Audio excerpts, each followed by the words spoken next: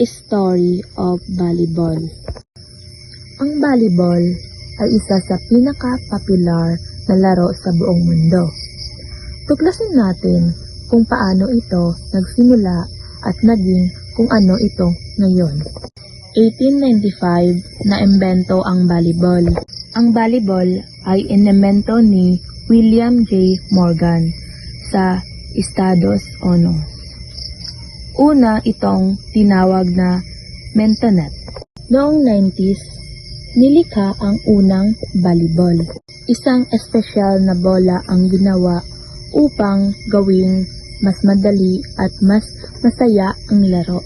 Noong 1916, bagong patakaran at kasanayan. Pinakilala ang mga bagong teknik tulad ng sitting at spiking na nagpasigla sa laro. Noong 1947, naitatag ang FIVB.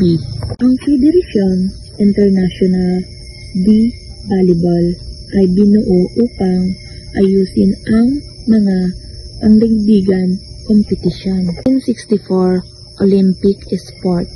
Ang volleyball ay naging isang official na sport sa Summer Olympics na nagpasikat dito sa buong mundo. Noong 1996, idinagdag ang beach volleyball. Beach volleyball ay idinagdag sa Olympics na nagdala ng bagong estilo ng laro. Ang volleyball nilalaro na sa buong mundo ng libot-libong tao sa mga paaralan, komunidad at kompetisyon sa buong mundo.